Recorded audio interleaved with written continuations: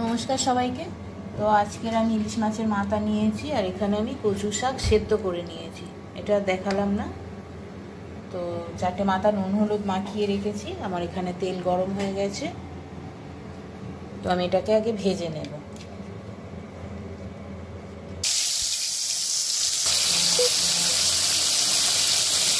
যতক্ষণ আমার মাছ ভাজা হচ্ছে ততক্ষণ আমি মশলাটা রেডি করে নেবো। এখানে আমি কালো সর্ষে নিয়েছি, রাঁধুনি নিয়েছি আর এখানে আদা নিয়েছি। বাকি গুঁড়ো মশলা দিয়ে দেবো। এই কটাকে আমি বেটে নেব। মাছ আমার ভাজা হয়ে গেছে। ওই মাছের তেলে আমি আর একটু তেল দিয়েছি। এর মধ্যে আমি তেজপাতা, একটু কালো জিরে ফোড়ন দিয়ে দিলাম। এর মধ্যে দিয়ে দেবো পেঁয়াজ।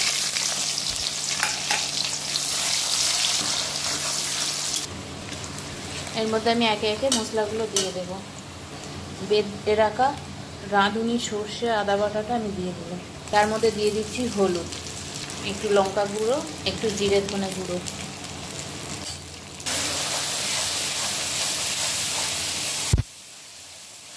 মশলা যাতে বেটেছে এটা আমি ধুয়ে জল দিয়ে দিলাম। কচুতে একটু নুন দেওয়া আছে, তাও আমি অল্প করে নুন দিয়ে দিলাম।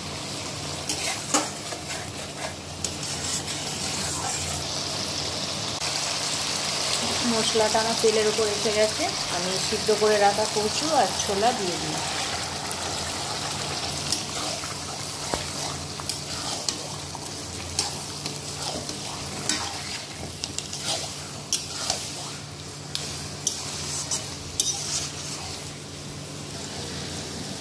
আমি এখন কচুটার মধ্যে ভেজে রাখা ইলিশ মাছের মাথাগুলো আমি এখন দিয়ে দিলাম।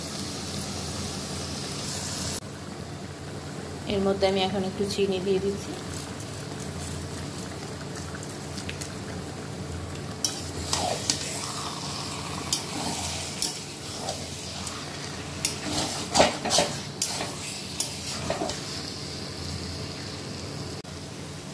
এটা আমাদের রেডি হয়ে গেছে। কেউ চাইলে মাথাটাকে গোটাও রাখতে পারে, কেউ ভেঙেও দিতে পারে। দেখুন আমাদের তেলের উপর পুরো এসে গেছে। এটা আমাদের রেডি। তো আমি এখানে একটু ভাজা মশলা এখন একটু দেব।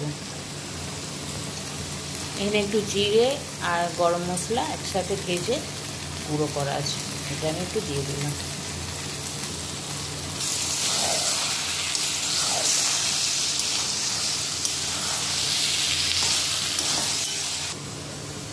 রেডি আমাদের ইলিশ মাছের মাথা দিয়ে কচু শাক।